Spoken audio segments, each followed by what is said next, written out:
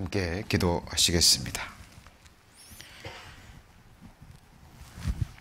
살아계신 하나님 감사합니다. 저희들의 영혼을 사망의 권세에서 건져주시고 또 하나님의 자녀되는 영광스러운 또 권세를 허락해 주심을 감사드립니다. 구원받은 이후에도 저를 눈동자처럼 지키시며 또 우리가 받은 이 구원이 얼마나 크고 놀라운 것인지 또 주님의 사랑을 더욱 알아갈 수 있도록 은혜 허락하심을 감사드립니다. 오늘 수요 또 바이블 스터디로 또 하나님 앞에 이렇게 모였습니다. 오늘 배우는 말씀들을 통해서 하나님의 선하신 뜻과 계획을 밝히 배워 알고 또 우리 마음에 새길 수 있도록 하나님께서 역사해 주옵소서. 오늘 말씀의 모든 시종을 주님께 의지하며 예수님 이름으로 기도드립니다. 아멘. 예, 성경 레위기 23장입니다. 레위기 23장. 구약성경 181페이지입니다.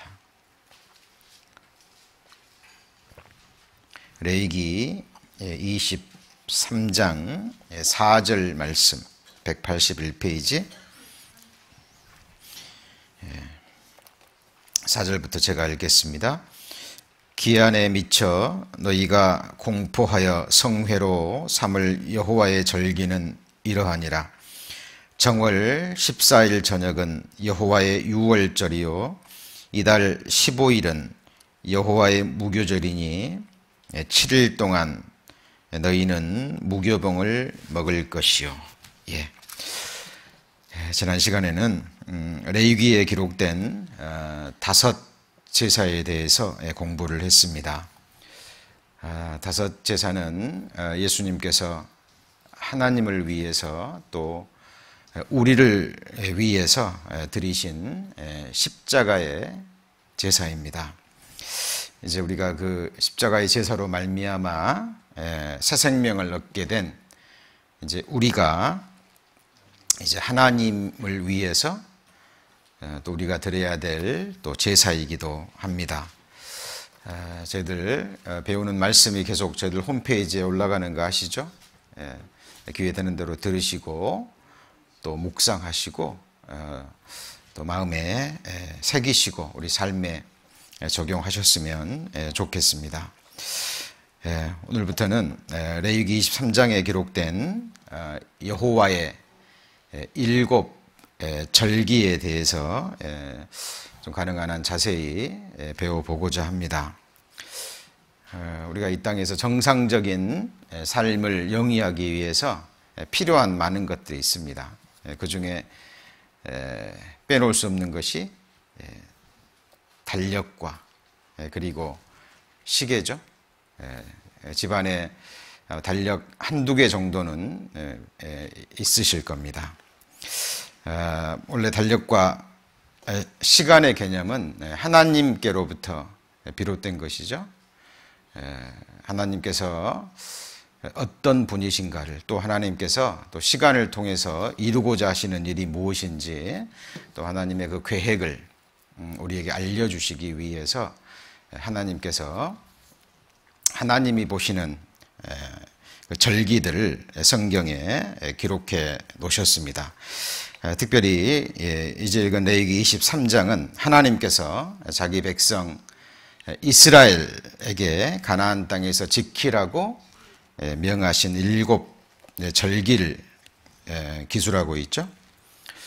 예수 그리스도의 죽음으로부터 시작해서 안식에 이르기까지 하나님이 보시는 절기를 상징적인 그런 언어로 표현하고 있습니다.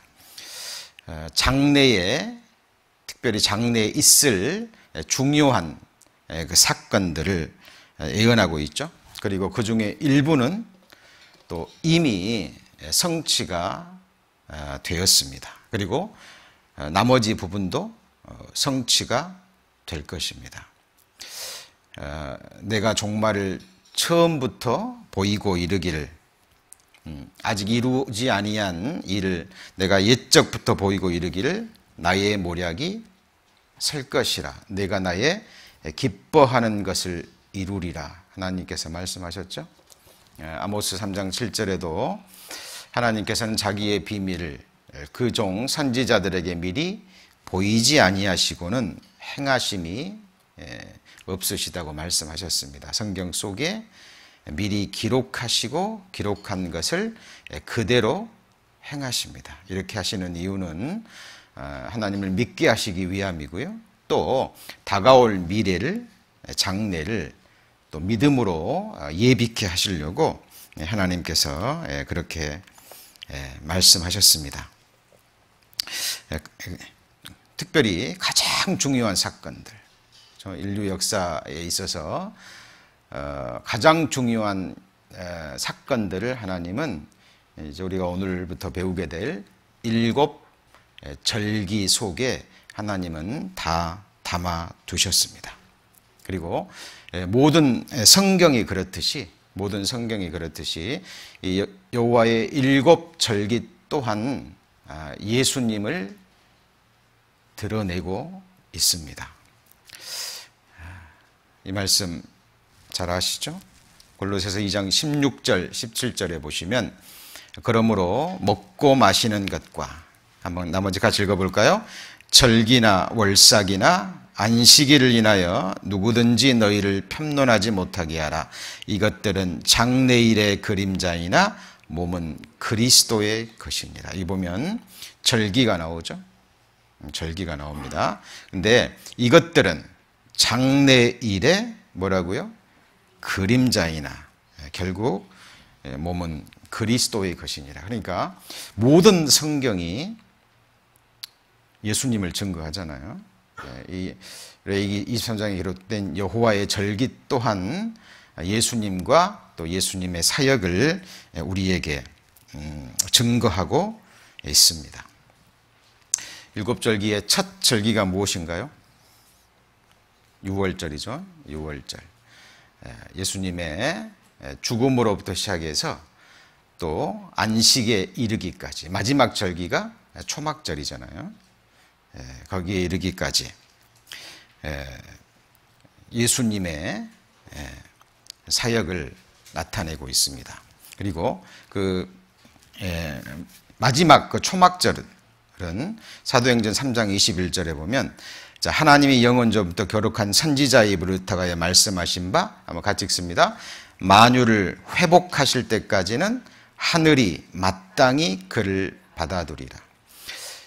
에덴 동산에서 아담이 범죄함으로 하나님의 안식이 깨졌잖아요.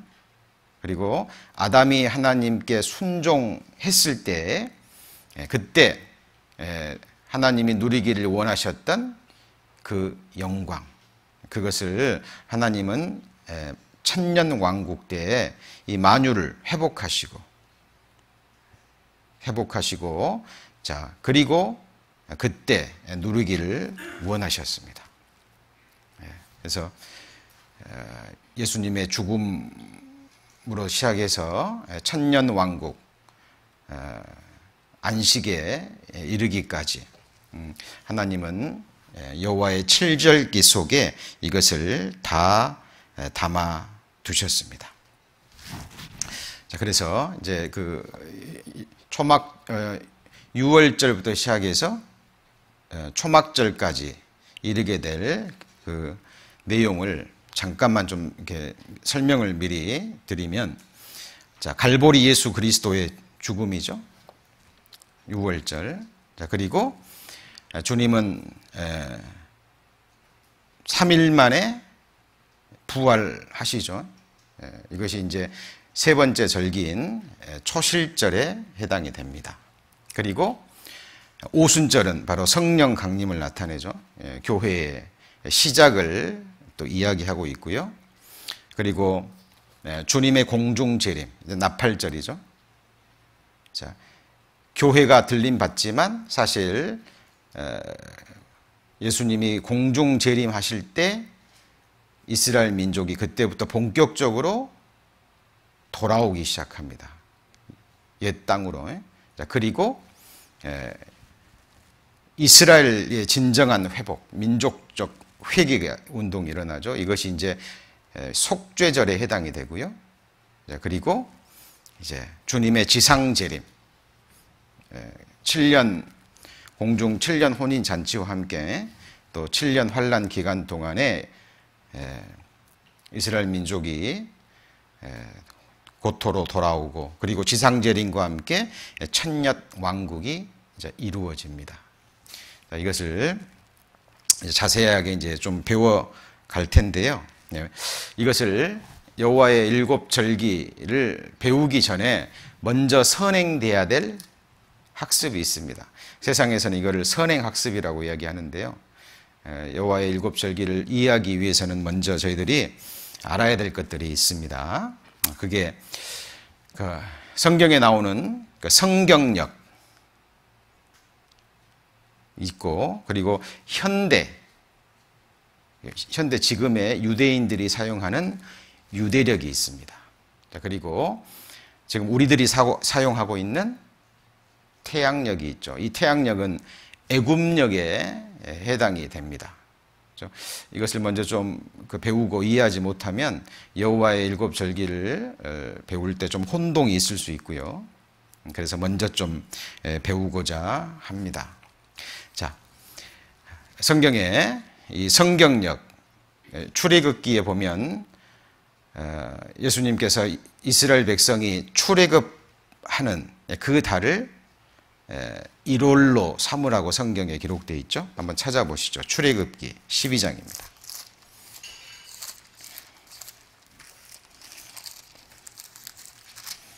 출애굽기 12장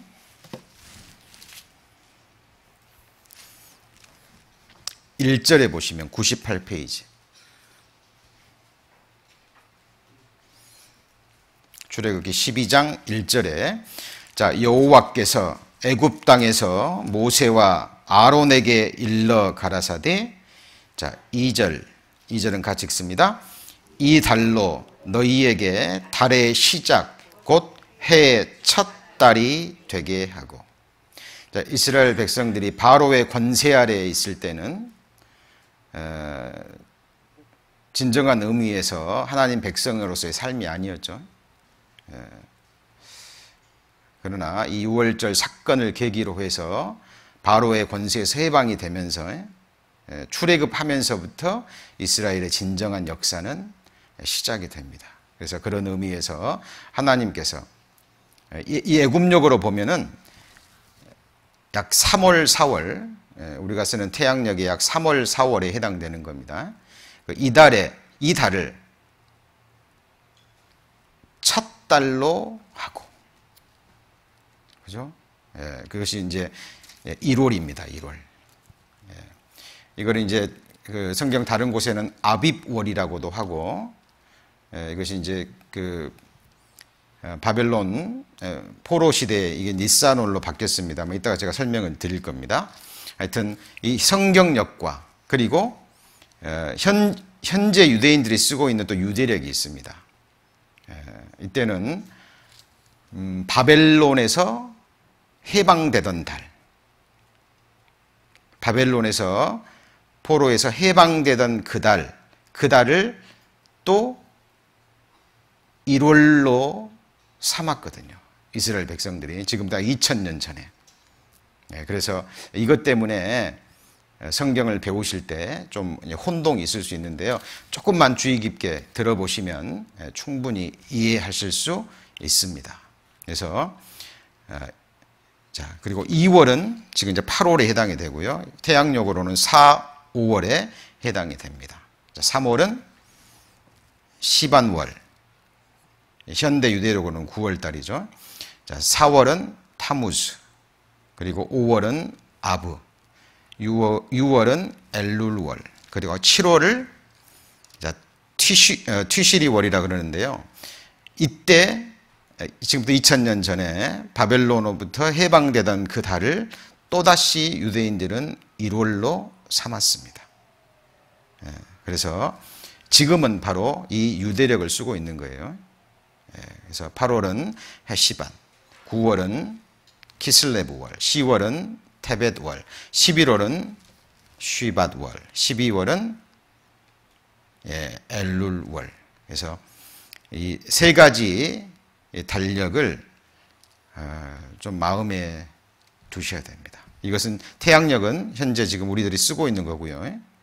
그래서 이것을 좀 먼저 이해를 하시고, 여기서 중요한 것은 아까 말씀드렸죠. 출애굽하던 애굽력으로 3, 4월에 걸쳐 있던 그 달을 하나님은 일월로 삼으라 그랬죠. 정월로. 이것이 바로 성경력에 있어서 1월에 해당이 됩니다. 자, 좀 이걸 좀 마음에 두시고요. 그리고 또 하나 또 공부해야 될 것이 유대인들의 시간입니다. 시간. 성경 보실 때 좀 헷갈리시죠?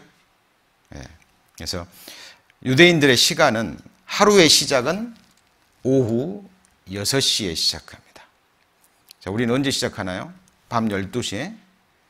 밤 12시 거기서부터 시작하는데 유대인들은 하루의 시작이 오후 6시입니다.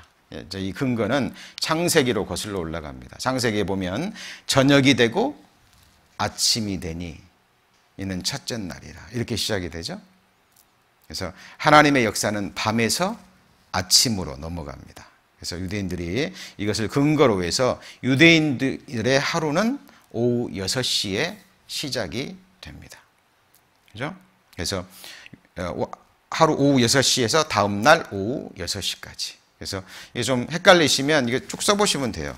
그죠? 우리 시간 0시부터 시작해가지고 24시까지 쭉 쓰고, 또 옆에다가 오후 6시가 0시죠. 0시니까. 그렇게 해가지고 쭉 써보면 성경을 읽으실 때, 특히 복음서를 읽으실 때 또 이해가 되실 겁니다.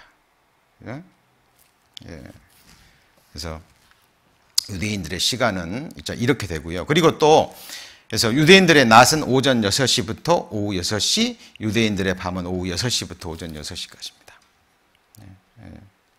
그래서 이거 조금만 생각하시고 계산하시면 답이 나오고요. 또 헷갈리는 게 뭐냐면 유대인들의 밤 시간은 또 시가 아닌 경으로 나눕니다. 경으로. 그래서 구약 시대에 밤을 지키는 파수병들의 근무 교대 시간을 맞추어서 밤을 구분했습니다. 이 당시는 그 4시간마다 섰던 것 같아요. 그래서 오후 6시부터 10시까지 1경, 그리고 오후 10시부터 새벽 2시까지가 2경, 그리고 새벽 2시부터 새벽 6시까지가 3경 이렇게 되는데요. 예를 들어서 여기 사사기 7장을 한번 보시겠습니다. 여호수아 다음에 사사기죠. 사사기 7장.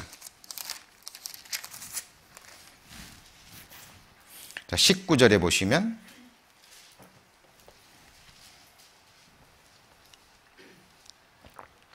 사사기 7장 19절. 373페이지. 자, 기드온과 그들을 좇은 100명이 같이 읽습니다.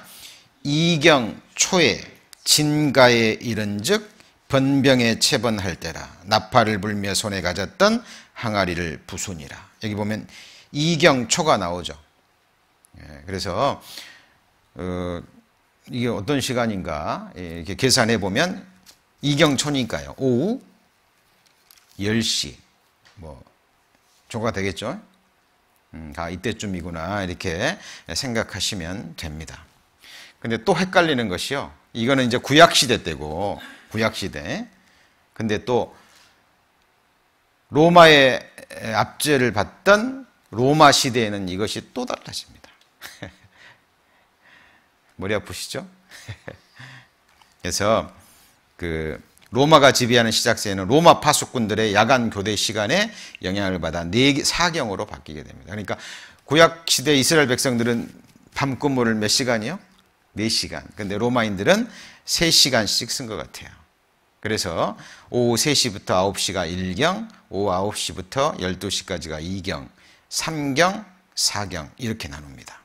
그래서 이제 복음서 기록될 때는 로마 시대잖아요. 그래서 이제 그 누가복음 12장 38절 한번 보시죠. 누가복음 12장 38절.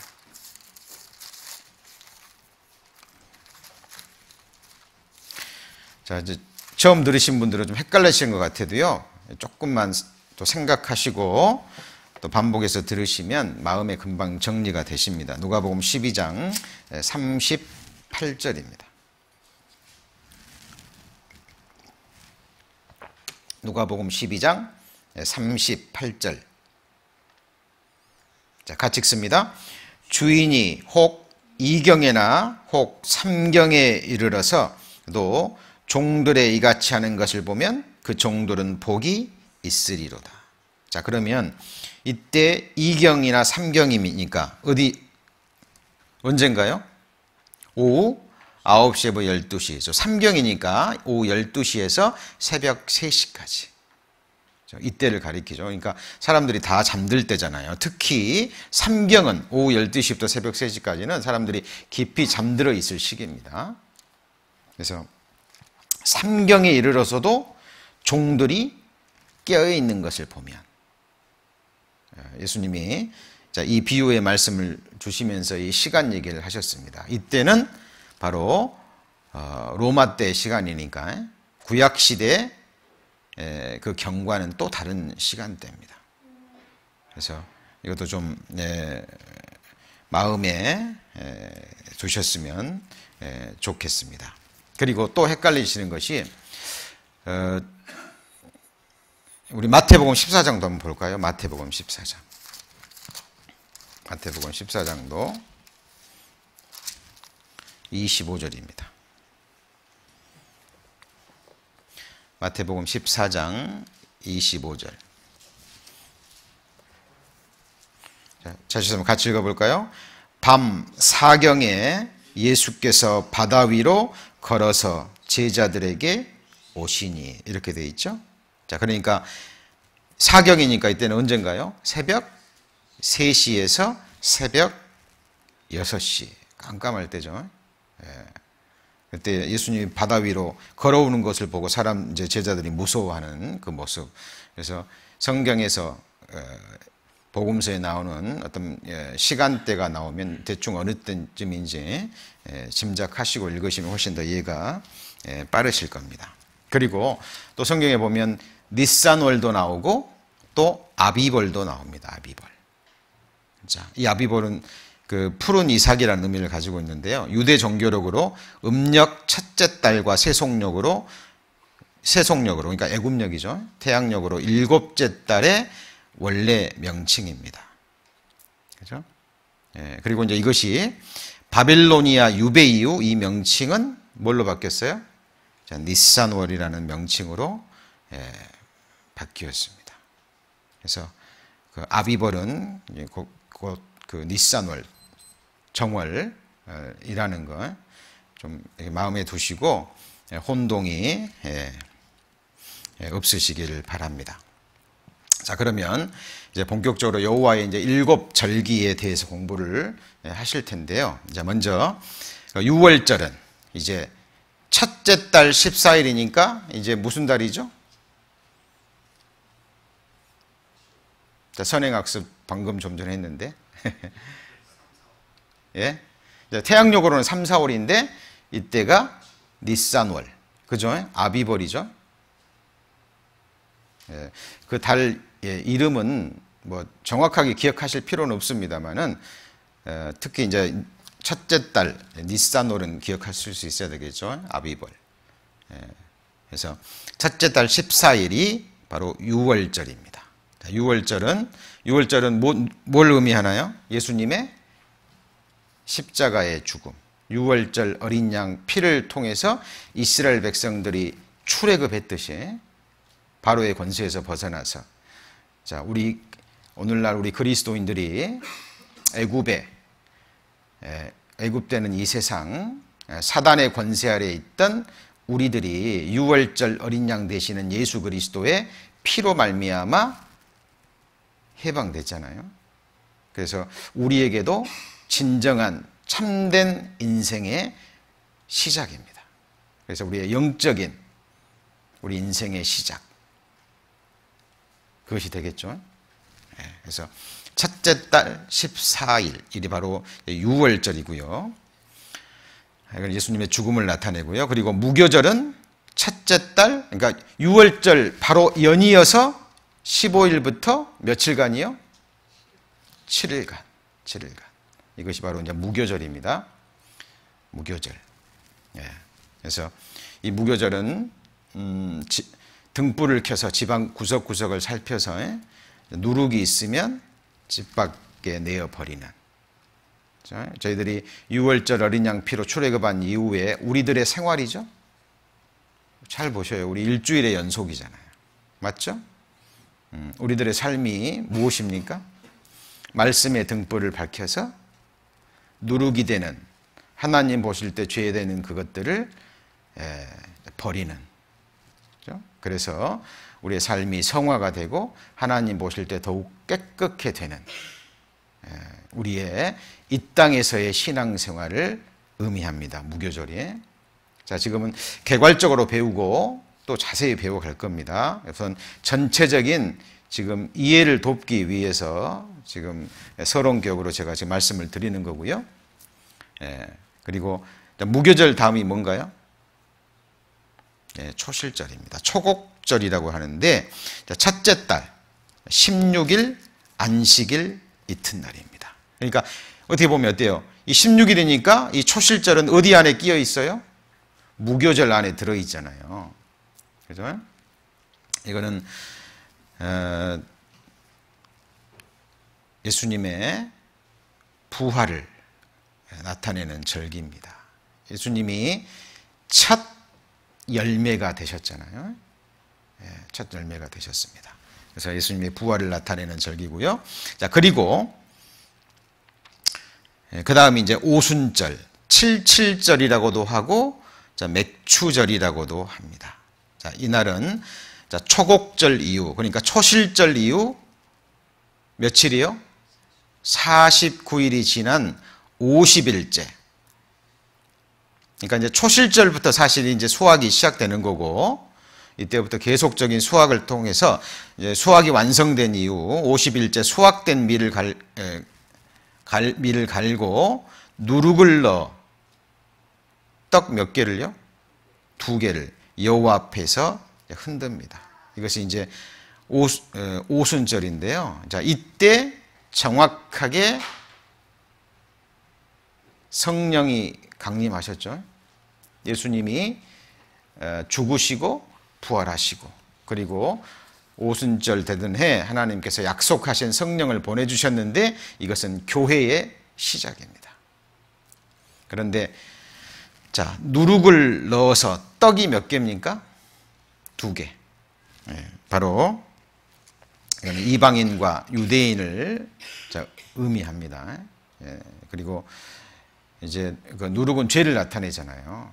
그죠? 예수님이 우리 죄를 없이 하셨고, 그러나 또 거듭난 하나님의 자녀로 거듭났다 할지라도 우리는 여전히 죄성이 있고 육신이 있기 때문에 교회 안에는 온전케 된 사람이 아니잖아요.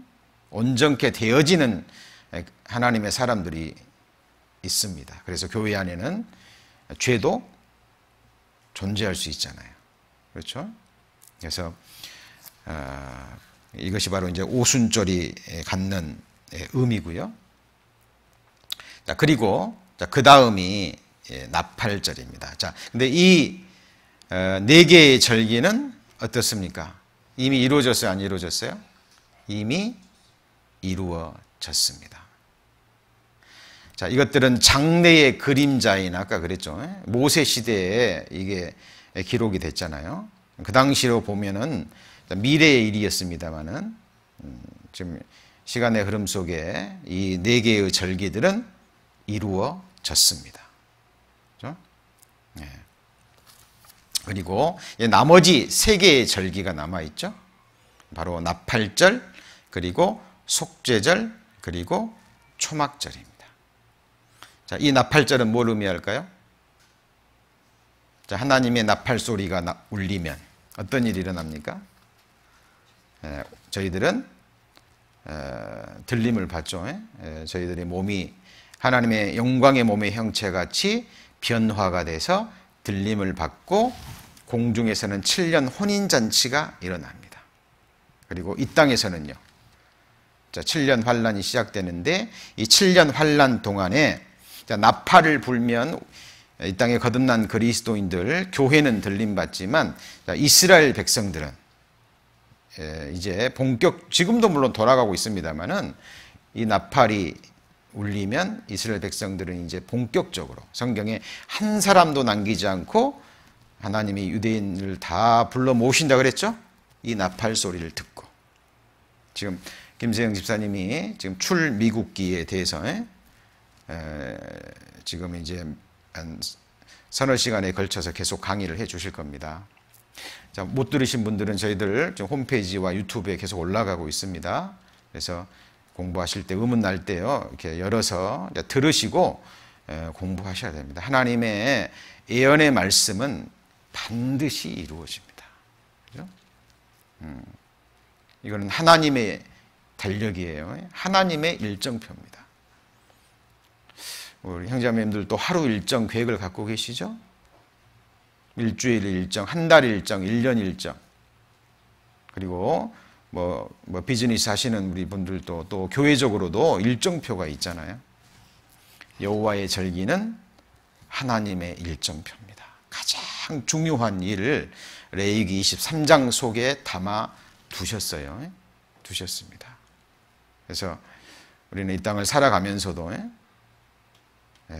이 하나님의 절기, 여호와의 절기에 대해서 생각하시고 지금 우리 시대는 내가 살고 있는 이 시대는 어느 시대에 있는가? 그죠? 예수님께서 너희가 천지의 기상은 분별할 줄 알면서 어찌 이 시대는 분변치 못하느냐고 책망하셨죠? 그래서 하나님이 보시는 이 시기를 정확하게 분별하셔야 됩니다. 지금 우리는 오순절과 나팔절 사이에 있죠. 바로 교회의 시대입니다. 은혜 시대. 그래서 누구든지 예수 그리스도의 복음을 믿으면 교회 안에 한 지체가 될 수 있는 은혜가 주어지는 이 시기에 우리는 살고 있고요. 그리고 어느 날 하나님의 나팔이 울리면 교회는 들림이 받을 거고 성경에 계획된 대로 나머지 절기들이 하나님 앞에서 이루어질 겁니다. 그래서 나팔절은 일곱째 달 1일 안식일이고요. 그리고 그 다음에 이제 속죄절입니다. 속죄절. 그래서 이제 민족적으로 예수 그리스도를 십자가에 못 박아 죽게 했잖아요. 근데 이제 이때가 되면 이스라엘 백성들이 우리 조상이 죽은 예수 그리스도가 바로 메시아구나라는 것을 알고 민족적인 회개가 이루어집니다. 이거 진정한 의미에서 회복이잖아요. 이스라엘에. 그리고 이제 마지막으로 바로 초막절, 장막절, 수장절이라고도 합니다. 그래서 일곱째 달 15일에 안식일. 그죠? 이때는 바로 천년 왕국입니다. 그러니까 아담이 순종했다면 하나님이 누리고자 했던 그 영광과 그 안식을 이제 하나님께서 천년 왕국 동안 이 땅에서 지금 이 첫 번째 하늘과 땅도 지금 옷처럼 낡아지고 있잖아요. 그래서 의복처럼 갈아입히시고 다시 에덴 동산처럼 아름답게 만드시고 그리고 우리 인간의 처음 주어진 권리도 하나님이 다시 회복하게 하시고 천년 동안 하나님이 안식과 영광을 누리십니다. 이것이 바로 초막절에 해당이 돼요. 그죠? 그래서 여호와의 이 일곱 절기 우리 신앙생활과도 연관이 있고 아주 중요한 부분입니다. 그래서 좀 개괄적으로 살펴봤고요. 그리고 또 하나 우리가 좀 생각해야 될 것이요. 성경에 보면 여호와의 절기와 유대인의 절기라는 말이 나옵니다. 왜? 구약 성경에는 여호와의 절기가 나오는데 신약 성경에는 유대인의 절기로 나오거든요. 자, 여기 레위기 3장 2절 한번 같이 읽어볼까요? 이스라엘 자손에게 고하여 이르라 너희가 공포하여 성회를 삼을 여호와의 절기는 이러하니라. 그래서 특히 이제 7절기 중에서도 3대 절기가 유월절, 그리고 오순절, 그리고 초막절입니다. 그래서 1년에 3번은 하나님을 보러 이제 예루살렘에 와서 모여서 하나님을 찬양하고 예배하고, 그렇게 할 때 하나님이 그 가족들을 보호해 주시고 지켜주신다는 약속을 하셨거든요. 근데 시간이 흘러가면서 이스라엘 백성들이 이 하나님이 주신 이 절기의 진정한 의미를 알지 못하고, 그리고 형식적인 예배 행위로 바뀌어갔습니다. 그래서 예수님이 이 땅에 오셨을 때도, 예루살렘 땅에 계셨을 때도 이스라엘 백성들은 이 절기를 지켰어요. 근데 지켰는데 하나님이 기뻐하시는 그 절기가 아니었습니다. 원래 이 절기는 여호와의 절기거든요. 그렇죠? 여호와께 영광을 돌리고 여호와 앞에 기쁜 마음으로 모이고, 그렇죠? 하나님께는 영광을 돌리고 함께 모인 하나님의 백성들에게는 하나님의 은혜와 축복을 받는 정말 축제의 절기여야 되는데, 그러지 않고 형식적인 그 행위만 남았던 겁니다. 물론 예수님이 오셨을 때도 그랬고요, 이사야 시대 때도 그랬습니다. 이사야 시대 때도. 그래서 그 요한복음 2장 13절에 보면 같이 읽어볼까요? 유대인의 유월절이 가까운지라. 유대인의 유월절, 하나님의 유월절이 아니라. 자, 이스라엘 백성들을 그 심판을 넘어가게끔 그렇게 은혜를 베푸시고 이끌어내신 분이 누군가요? 이스라엘 백성인가요? 유대인들인가요? 하나님인가요? 하나님이십니다. 하나님의 은혜와 능력으로. 근데 이스라엘 백성은 그걸 잊어버립니다. 잊어버리고 그냥 형식적인 그 행위만 남는 거예요. 그래서 예수님께서 유대인의 유월절이라고 말씀하십니다. 이 깊은 의미를 알지 못하면 모를 수 있습니다. 그리고 요한복음 5장에도 같이 읽습니다. 그 후에 유대인의 명절이 있어. 예수께서 예루살렘에 올라가시니라. 이거는 유대인의 명절이 아니라 하나님의 명절입니다. 요한복음 7장 2절에도 같이 읽습니다. 유대인의 명절인 초막절이 가까운지라. 그래서 우리도 마찬가지입니다. 이것을 다만 지식적으로 받아들이고 저희들이 형식적으로만 배운다면 우리들에게도 어떤 기쁨과 교훈이 결코 되지 않을 겁니다. 그죠? 그래서 이사야 시대에도 이스라엘 백성들이 이렇게 형식적으로 절기를 지켰던 것 같아요. 진정한 절기의 의미를 알지 못하고. 그래서 이사야 1장 14절 한번 같이 읽어볼까요? 내 마음이 너희의 월삭과 정한 절기를 싫어하니 그것이 내게 무거운 짐이라 내가 지기에 곤비하였느니라. 내 마음이 너희의 월삭과 정한 절기를 뭐 하신다고요? 싫어하신답니다. 왜? 하나님이 이 절기를 정하셨는데 하나님이 이제는 이 절기를 싫어하신대요. 하나님은 우리 마음의 중심을 보시는 분이거든요. 그죠? 그래서 성경에 여호와의 절기와 유대인의 절기가 나옵니다. 이것도 읽으실 때 좀 이런 것들을 생각하시고 좀 읽으셨으면 좋겠습니다. 자, 지금까지 이제 배우신 것은 본격적으로 여호와의 7절기를 배우기 위한 선행학습 시간이었고요. 이제 지금부터 본격적으로 여호와의 7절기 중에 유월절에 대해서 하나씩 공부해 보겠습니다. 자, 오늘 처음 이것을 배우시는 분들은 이게 무슨 말인지 좀 어려우실 수 있습니다. 그런데 이렇게 다시 반복해서 들으시고 또 이제 계속 성경 앞으로 읽어 가셔야 되잖아요. 뭐 주님 오실 때까지 평생에 자기 옆에 두고 읽어서 배워 가야 됩니다. 그렇죠? 그래서 거듭난 그리스도인들은 조금만 하나님 앞에 기도하고 또 기도로 하나님께 도움을 구하면 어려운 부분이라도요, 하나님께서 깨닫게 해주시면, 알게 해주시면 어렵지 않습니다. 그리고 우리의 신앙생활과 직접 연관이 있기 때문에, 그래서 이제 본격적으로 6월절부터 좀 공부를 하겠는데요. 자, 레위기 23장을 한번 보겠습니다. 레위기 23장.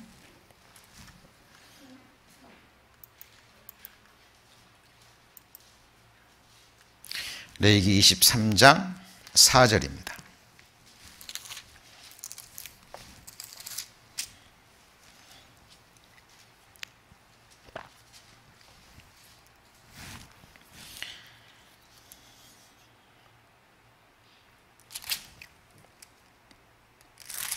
(3장 4절) 자, 기한에 미쳐 너희가 공포하여 성회로 삼을 여호와의 절기는 이러하니라. 정월 14일 저녁은 여호와의 뭐라 그랬죠? 유월절이요. 그랬죠. 근데 이때 제물로 잡을 양은 무엇입니까? 어린 양이죠, 어린 양. 그래서 여기 화면 보시죠. 자, 화면 보시면 너희는 이스라엘 회중에게 구하여 이르라. 이달 열흘에 너희의 어린 양을 취할지니 각 가족대로 그 식구를 위하여 어린 양을 취하되. 자, 이렇게 돼 있죠. 자, 이 어린 양은 누구를 가리킬까요? 바로 우리의 유월절 어린 양 되시는 예수 그리스도입니다. 너희는 누룩 없는 자인데. 그죠? 왜요? 예수님께서 보배로운 피로 우리 죄를 깨끗게 하셨기 때문에 새 덩어리가 되기 위하여 묵은 누룩을 내어 버리라.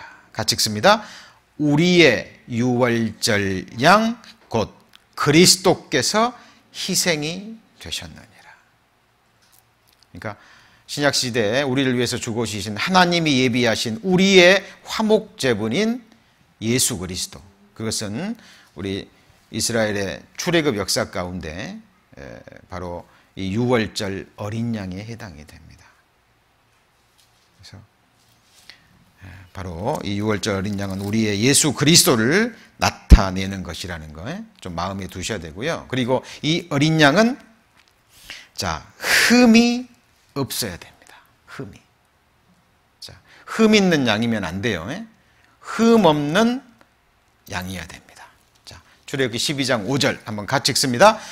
너희 중 어린 양은 흠없고 일련된 수컷으로 하되 양이나 염소 중에서 취하고.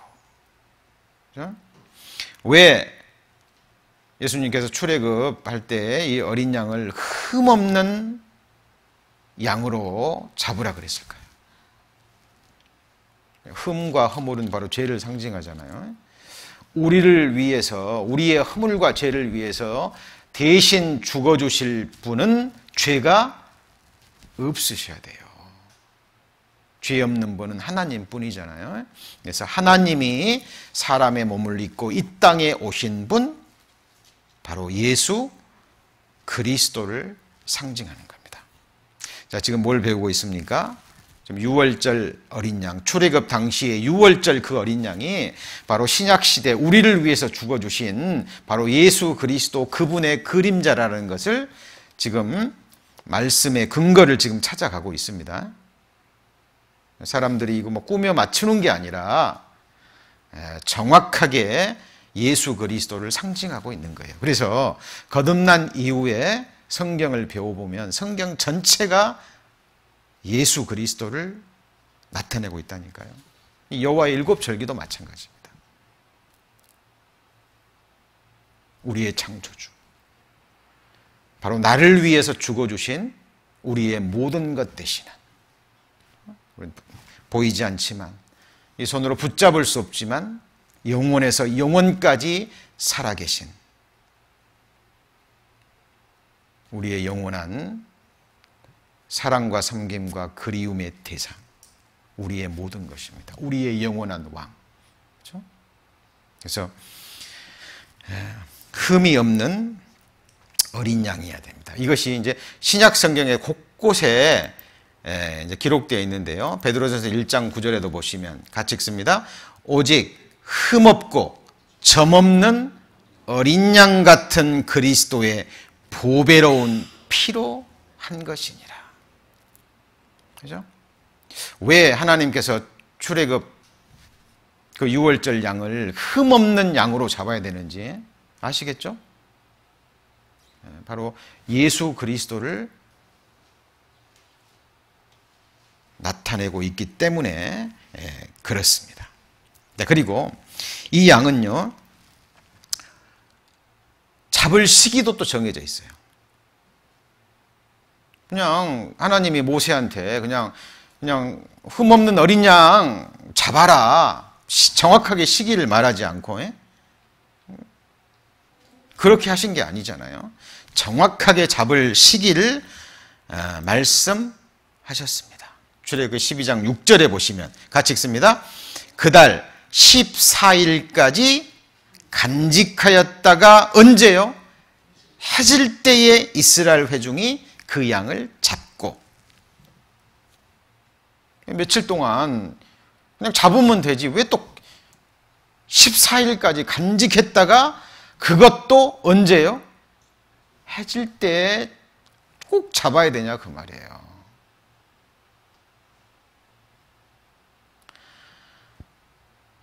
학자들은 얘기하죠. 구약 성경에 약 320가지 정도 예언된 말씀을 문자 그대로 이루고 오신 예수 그리스도. 이거는 확률적으로 불가능하답니다. 확률적으로.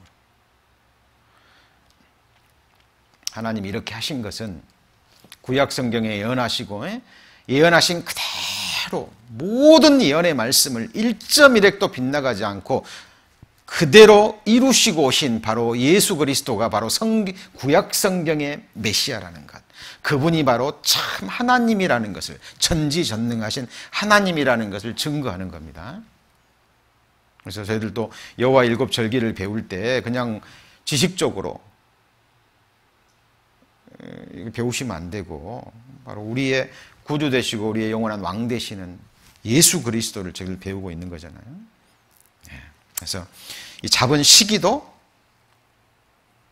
구약 성경에 예언되어 있는데 놀라운 것은 예수님이 바로 정확하게 이 시기에 죽으셨다는 겁니다.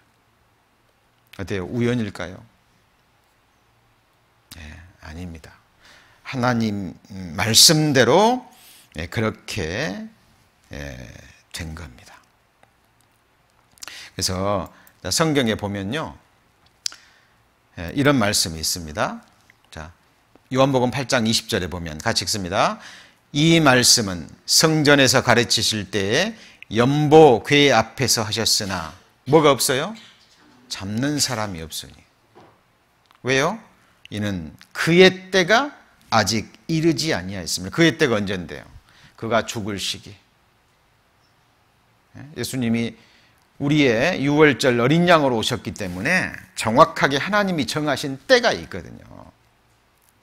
그래서 예수님이 나의 때가 아직 이르지 아니하였도다 말씀하셨죠? 때가 뭐예요? 하나님이 보시는 하나님의 일정, 여호와의 절기라니까요. 우리도 하루를 살아가면서 일어날 때가 있고, 그러죠? 잠자리에 들어갈 때가 있고, 먹어야 될 때가 있고, 그죠? 우리가 모여야 될 때가 있고, 하나님의 말씀을 또 배워야 될 때가 있고, 모든 그 때가 있잖아요. 하나님의 때가 있다라는 겁니다. 그래서 이 시기를 분변치 못하면 모르는 거예요. 과거에 무슨 일이 있었고, 앞으로 무슨 일이 있을 것인지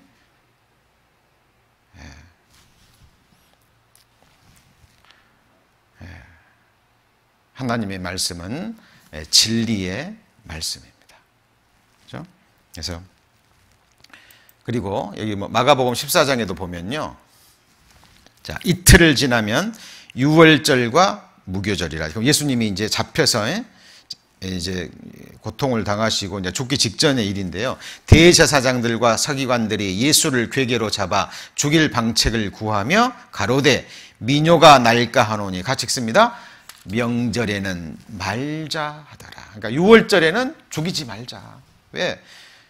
중요한 명절인데 이때 예수님을 죽이면 미뇨가 동요가 일어날 것 같으니까 반란이 일어날 거니까 그러지 말자라고 사람들은 이 당시 힘 있는 사람들은 대제사장들과 서기관들이 이렇게 계획을 했어요. 그런데 아무리 사람들이 계획해도 하나님이 작정하시면 이루어지죠?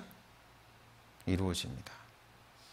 이들이 이렇게 계획을 세웠지만 정확하게 성경에 예언된 대로 예수님은 그때 죽으셨습니다. 자, 같이 읽습니다. 유월절 전에 예수께서 자기가 세상을 떠나 아버지께로 돌아가실 때가 이른 줄 아시고. 기가 막히죠? 이 예수님이 누군가요? 바로 하나님이시잖아요. 구약시대에 이 절기를 정하신 여호와 본체십니다.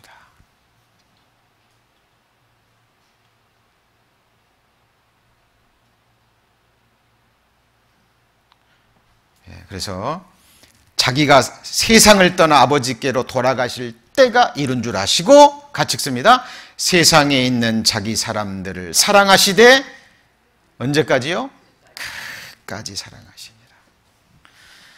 저 이 말씀을 읽을 때마다요, 저도 하나님 앞에 늘 작정을 합니다. 부족하지만, 연약하지만, 허물이 많지만, 죄가 많지만,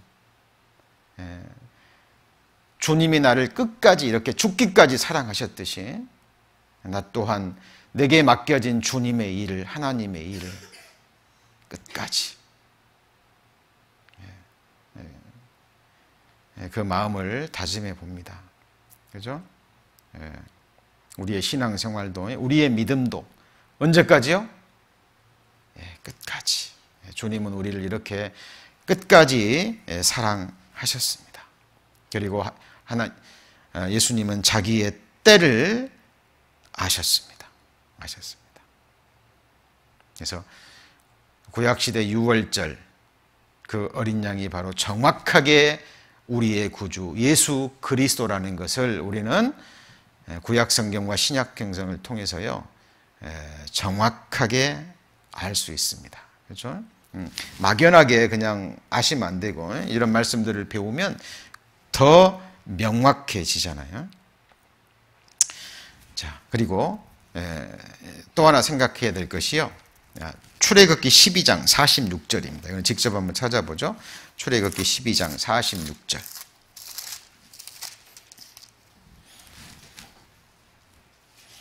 출애굽기 12장 46절입니다. 출애굽기 12장 46절. 자, 같이 읽습니다. 한 집에서 먹되 그 고기를 조금도 집 밖으로 내지 말고 뼈도 꺾지 말지며. 자, 어린 양의 뼈를 꺾지 마라 그랬죠? 이 어린 양이 누구라고요? 예수 그리스도십니다. 요한복음 19장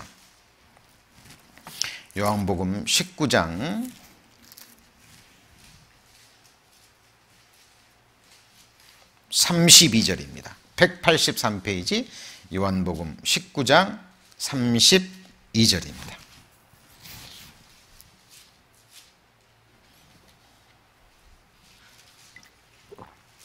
자, 군병들이 가서 예수와 함께 못 박힌 첫째 사람과 또 그 다른 사람의 뭘 꺾었습니까? 다리를 꺾고 예수께 이르러는 이미 죽은 것을 보고 그 다음 뭐라 그랬죠? 다리를 꺾지 아니하고 그 중 한 군병이 창으로 옆구리를 찌르니 곧 피와 물이 나오더라. 이를 본 자가 증거했으니 그 증거가 참이라. 저가 자기의 말하는 것이 참인 줄을 알고 너희를 믿게 하려 함이라. 36절 같이 읽습니다. 이 일이 이룬 것은 그 뼈가 하나도 꺾이우지 아니하리라 한 성경을 응하게 하려 함이라. 선지자가 여호와의 이름으로 말한 일에 뭐가 있어야 됩니까? 증험이 있어야 돼요. 문자 그대로 이루어져야 된다니까요. 구약 성경에 기록된 모든 예언의 말씀은 이루어집니다. 이 역사 가운데 이루어지고요. 이 자리에 말씀을 듣고 계시는 우리 형제자매님들의 삶 가운데 그대로 응합니다. 그죠? 비록 더딜지라도 기다리라. 지체되지 않고 정령 응하리라. 그죠? 예. 시편 34편입니다. 시편 34편.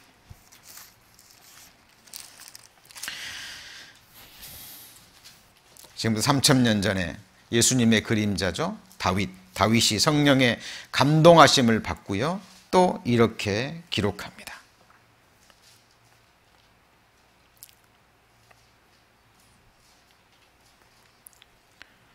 자, 19절부터 볼까요? 34장 19절. 의인은 고난이 많으나 여호와께서 그 모든 고난에서 건지시는도다. 20절 같이 읽습니다. 그 모든 뼈를 보호하시며 그 중에 하나도 깎이지 아니하도다.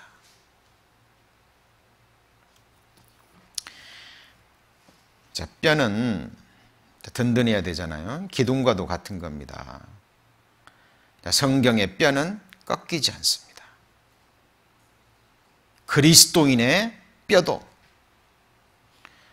변해야 될 것이 있고 변하지 말아야 될 것이 있잖아요. 부서져야 될 것이 있지만 부서지지 말아야 될 것도 있습니다. 예수님의 뼈는 꺾이지 않았습니다. 그렇죠? 그래서 왜 6월절 어린 양 그 뼈를 꺾지 마라 그랬냐 그 말이에요. 바로 우리의 6월절 어린 양 예수님, 그분의 뼈는, 성경의 말씀의 뼈는 꺾이지 않습니다. 우리가 좀 교훈을 받았으면 좋겠고요. 그리고 이 6월절 어린 양의 피는 죽여져서 흘렸어야 됐지만 그걸로 끝나면 안 되죠. 피는 뿌려져서 발라져야 됩니다. 자, 출애굽기 12장 7절입니다. 출애굽기 12장 7절. 출애굽기 12장 7절.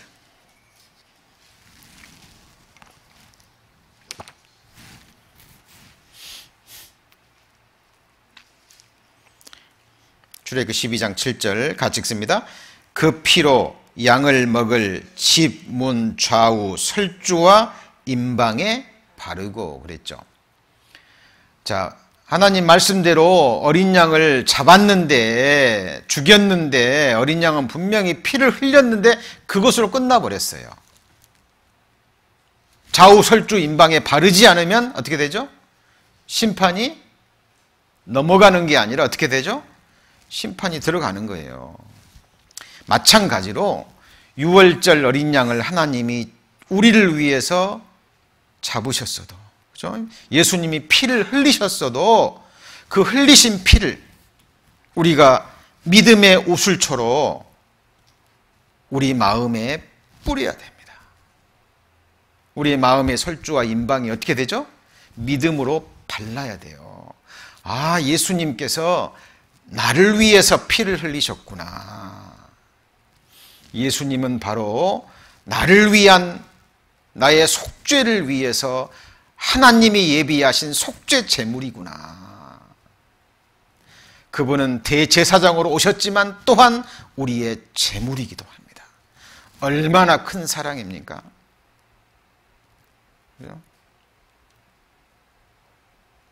만약에 우리가 믿음으로 우리 마음에 뿌리지 않는다면 예수님의 죽음은 헛된 것이 되어버립니다. 우리가 죽지 않고 살아서 복음을 전해야 되는, 그죠? 이거 하나 때문에 우리는 이 땅에 살아있고 그리고 이 복음을 갈망하는, 이 진리를 구하는 영혼들을 우리는 찾아야 되는 거예요. 그래서 이 피는 뿌려지고 발라져야 된다라는 겁니다. 출애굽기 12장 22절입니다. 출애굽기 12장 22절, 너희는 우슬초 묶음을 취하여 그릇에 담은 피에 적시어서 그 피를 문 임방과 좌우 설주에 뭐라 그랬죠? 뿌리고 아침까지 한 사람도 자기 집 문 밖에 나가지 말라 그랬죠. 베드로전서 1장 2절입니다.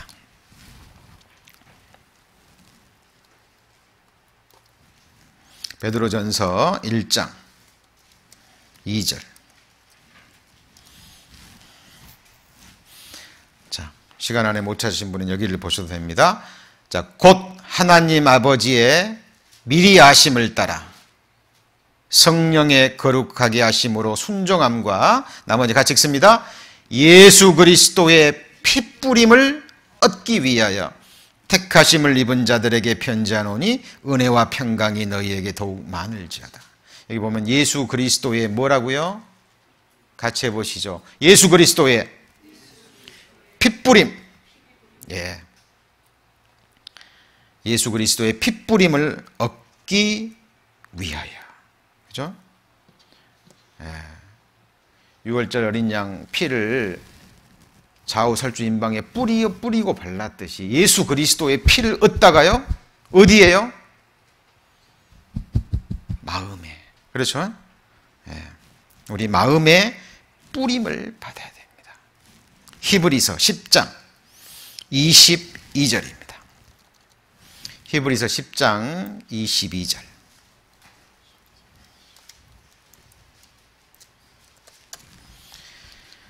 자, 여기 화면을 보시죠. 자, 같이 화면 보시고 한번 읽어볼까요? 우리가 마음의 뿌림을 받아 양심의 악을 깨닫고 몸을 맑은 물로 씻었으니 참 마음과 온전한 믿음으로 하나님께 나아가자. 6월절 어린 양 피는 좌우 설주 임방에 뿌렸지만 6월절 어린 양 되시는 하나님의 어린 양 예수 그리스도의 그 보혈의 피는 어디예요? 우리 마음의 뿌림을 받아야 됩니다. 얼마나 정확한 표현인가요? 그렇죠? 6월절 어린 양, 그분은 바로 우리의 주 되시는 예수 그리스도의 정확한 그림자입니다. 그죠? 네. 자, 그리고요, 자, 마지막으로, 양고기는요, 피를 뿌리고 난 다음에 끝이 아니죠?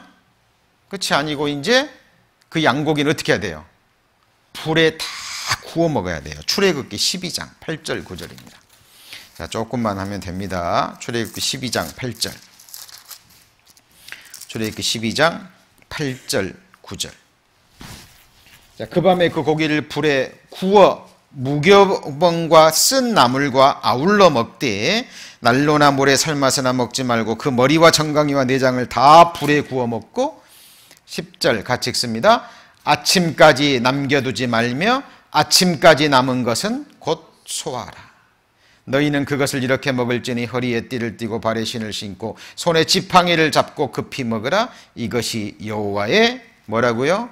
유월절이다. 누구의 유월절이에요? 여호와의 유월절입니다. 유대인의 유월절이 아니에요. 그렇죠? 자, 이들이 이렇게 급히 먹어야 되는 것은 다 준비하고 허리띠를 찌고 왜요? 이제 날만 새면 어떻게 해야 되죠? 가는 겁니다. 출애굽해서 젖과 꿀이 흐르는 가나안 땅으로 가는 거예요. 어때요? 우리하고 똑같지 않습니까? 6월절 어린 양 피로, 그죠? 우리 마음의 뿌림을 받고 거듭난 이후에 우리가 지금 불에 구워 먹는다는 고난 가운데, 그러죠? 예수님께서 우리를 위하여 그의 고난을, 남은 고난을 우리에게 남겨두셨잖아요. 그래서 그리스도인의 삶, 이 땅의 삶은 고난의 삶입니다. 그러나 그 고난 가운데 우리는 우리의 생명의 떡 되시는 예수 그리스도, 우리는 그분을 먹는 삶이잖아요. 지금 우리 뭘 먹고 있습니까? 네, 하나님 말씀 먹고 있잖아요. 지금 우리 예수님 먹고 있는 거예요. 여호와의 절기, 누구를 나타내요? 예수님, 예수님의 삶. 말씀을 듣는 것은, 말씀을 먹는 것은 생명의 떡 되시는 예수님을 먹는 겁니다. 그래서 핏부림을 받고 이제 우리도 그리스도의 남은 고난을 어디다 채워요? 내 육체에 채우면서 가는 거예요. 그리고 다 먹고, 사람이 떡으로만 살 것이 아니요 하나님 입에서 나오는 무슨 말씀이요? 모든 말씀으로 살아야 되는 겁니다. 성경은 일부분만 배우면 안 돼요.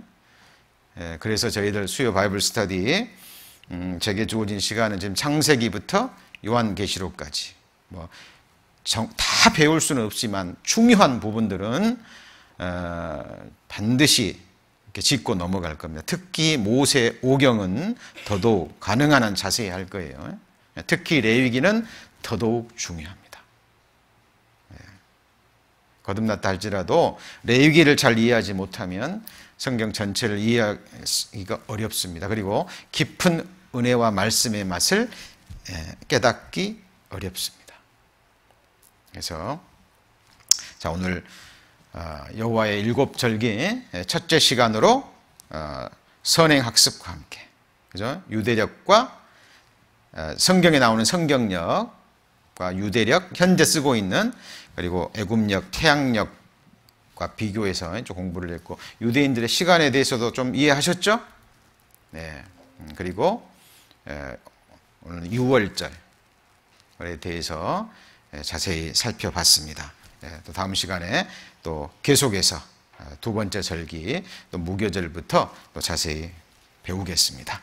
함께 기도하시겠습니다. 하나님 감사합니다.